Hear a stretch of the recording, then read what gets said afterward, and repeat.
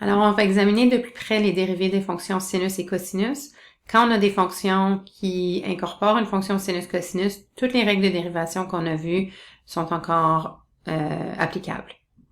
On a découvert la fonction ou la dérivée de la fonction sin x. Si on oublie la dérivée de sin x, on peut toujours la figurer rapidement. Donc, il faut se souvenir que sin x, ça ressemble à ça. Ça, vous devriez le connaître par cœur. Et ensuite, si on pense au taux de variation, ici, j'ai un taux de variation de 1, 0, moins 1, 0, 1. Alors, 1, 0,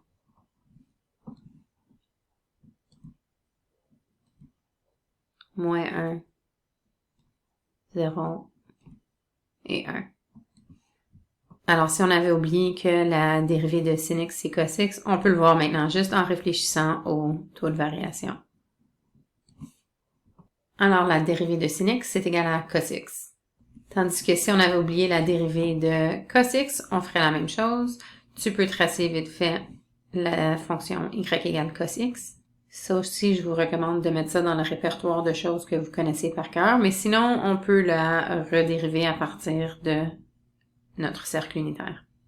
Pente de la tangente 0, moins 1, 0, 1, 0. Donc, dérivée sera 0, moins 1, 0, 1, 0. Si on traçait cette fonction,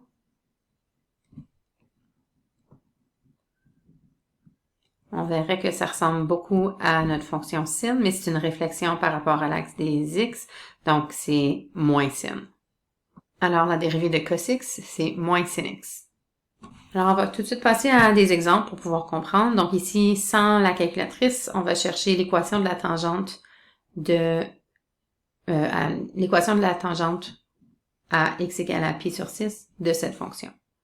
J'aime toujours faire un dessin pour essayer de comprendre ce qu'on cherche. Donc, même si je ne sais pas nécessairement tout de suite vite fait à quoi ça ressemblerait cette fonction-là, okay, on pourrait juste faire une esquisse quelconque pour démontrer ce qu'on cherche. Donc, on cherche, et encore une fois, c'est pas nécessairement ça l'esquisse de mon graphique, mais ce que je chercherais, ça serait à ce point-là. Oups, c'est un peu moins épique. C'est presque 0, disons. Mais c'est pas vraiment le vrai graphique, là. Donc, ce qu'on cherche, c'est l'équation de la tangente. Donc, l'équation de cette droite-là. Alors, la première chose qu'on peut trouver, c'est la pente de la tangente, parce qu'on sait que la pente de la tangente, c'est la dérivée. Alors, f' de pi sur 6 pour avoir la pente. On va commencer par trouver la dérivée. Alors, je sais que la dérivée, ça va être ceci. Alors, je peux ressortir mon multiple constant. On sait que la dérivée de cos, c'est moins sin, donc je vais ressortir mon moins en avant ici. Et la dérivée de sin, c'est cos.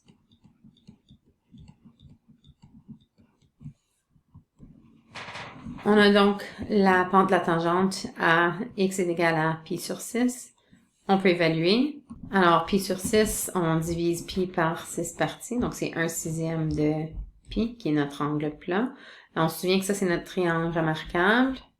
Pour un angle de pi sur 6, j'aurai mon plus petit côté ici, qui est 1/2, et mon plus grand côté ici, qui est racine carrée de 3 sur 2. On pourrait le refigurer à partir du théorème de Pythagore si jamais on avait oublié le racine carrée de 3 sur 2. Donc pour sin, ça va être le côté opposé, qui est 1/2. Et puis pour cos, ça va être le côté adjacent, qui est racine carrée de 3 sur 2. On peut simplifier. 4 divisé par 2, ça va me donner 2. Et donc, ça me donne une pente négative ici. On peut le laisser en valeur exacte. Si on relit bien la question, on nous demandait l'équation de la tangente et pas juste la pente. Donc, on va aller maintenant trouver la pente de la tangente.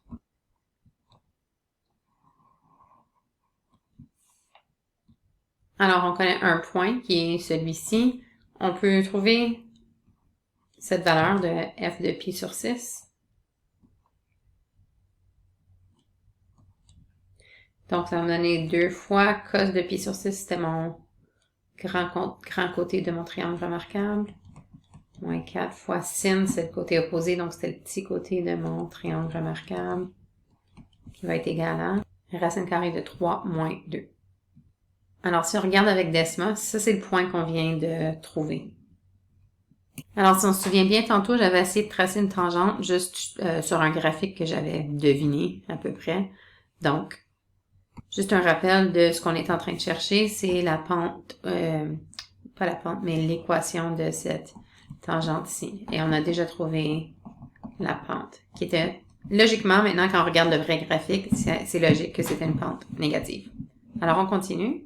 On va aller substituer le point pi sur 6, f de pi sur 6, qu'on vient de trouver comme étant pi sur 6, racine carrée de 3 moins 2, dans l'équation, pour pouvoir trouver notre ordonnée à l'origine. Alors, une fois qu'on remplace nos valeurs, donc ici, on a juste, on va juste simplifier, donc on a développé le pi sur 6. On peut simplifier ici. 2/6, c'est 1/3. Alors, on obtient ça pour la valeur de B. Je pourrais le laisser comme ça. C'est peut-être plus beau si je mets tout sur un dénominateur commun de 6. Quoique, ça ne simplifie pas vraiment, donc on pourrait garder la version précédente. Alors, voici l'équation de la tangente A. Pi est égal à, c'est-à-dire à x est égal à pi sur 6. On peut trouver nos valeurs approximatives aussi. Donc, moins 1, moins 2, racine carrée de 3. Et ça, c'est pour la pente. Et puis, pour notre ordonnée à l'origine,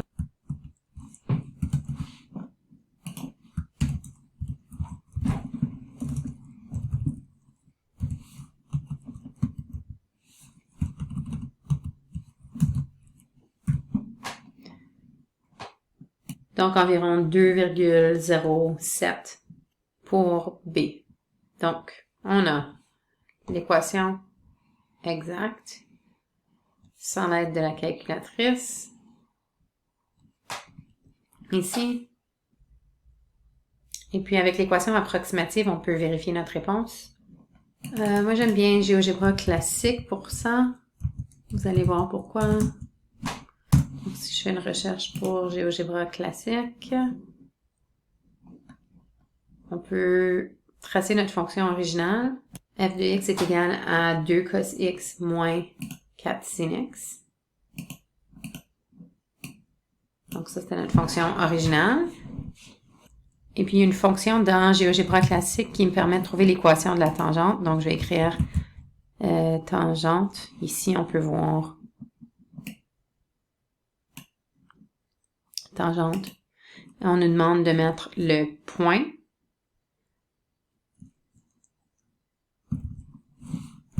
Donc, je vais écrire que c'est à pi sur 6. Et puis, la fonction f. Alors, on voit ici l'équation de la tangente. Y est égal à moins 4,46x plus 2,07, qui est l'équation de cette droite noire ici. Et puis, c'était ça l'équation qu'on avait obtenue. Donc, on est officiellement aussi intelligent que Desmos. C'est tout pour cette vidéo. Dans une autre vidéo, on fera d'autres exemples.